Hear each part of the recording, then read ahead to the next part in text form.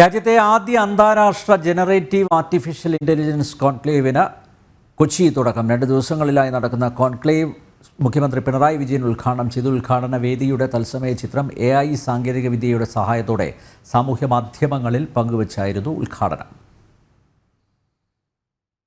Gen AI സാങ്കേതികവിദ്യയിൽ രാജ്യത്തിന് മാതൃകയാകാൻ കേരളത്തിന് കഴിയുമെന്ന പ്രഖ്യാപനത്തോടെയാണ് മുഖ്യമന്ത്രി പിണറായി വിജയൻ ആദ്യ അന്താരാഷ്ട്ര ജനറേറ്റീവ് AI കോൺക്ലേവിന്റെ ഉദ്ഘാടനം നിർവഹിച്ചത്. ജനറേറ്റീവ് AIയുടെ ഹബ്ബായി സംസ്ഥാനത്തെ മാറ്റുകയാണ് ലക്ഷ്യമെന്നും അദ്ദേഹം പറഞ്ഞു. AI സാങ്കേതികവിദ്യയിൽ സ്കൂളിൽ അധ്യാപകർക്ക് പരിശീലനം നൽകുകയും 7ാം ക്ലാസ് മുതലുള്ള പാഠ്യപദ്ധതിയിൽ ഉൾപ്പെടുത്തുകയും ചെയ്തിട്ടുണ്ട്. നിരവധി മേഖലകളിൽ ഇത് പ്രാവർത്തികമാക്കാൻ കഴിയുമെന്നും മുഖ്യമന്ത്രി പറഞ്ഞു.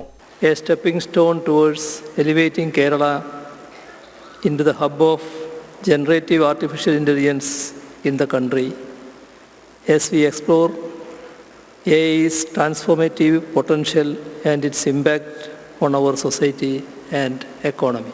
സംസ്ഥാന സർക്കാർ അന്താരാഷ്ട്ര IT കമ്പനിയായ IBMുമായി സഹകരിച്ച് സംഘടിപ്പിക്കുന്ന 2 ദിവസത്തെ കോൺക്ലേവിൽ ജെൻ AI മേഖലയിൽ നിന്നുള്ള അന്താരാഷ്ട്ര വിദഗ്ധർ, വ്യവസായ പ്രമുഖർ, നയരൂപകർത്താക്കൾ, ഇന്നോവേറ്റർമാർ തുടങ്ങിയവരാണ് പങ്കെടുക്കുന്നത്. നിർമ്മത ബുദ്ധിയുടെ പരിവർത്തന സാധ്യതകളും സമൂഹത്തിന്റെ സമ്പദ് വ്യവസ്ഥയിലും അതിന്റെ സ്വാധീനവും സമ്മേളനം ചർച്ച ചെയ്യും. ഡെമോകൾ, ആക്ടിവേഷനുകൾ, വ്യവസായ വിദഗ്ധരുമായുള്ള കൂടിക്കാഴ്ച എന്നിവയും കോൺക്ലേവിന്റെ ഭാഗമായി ഒരുക്കിയിട്ടുണ്ട്. ജനം, കൊച്ചി.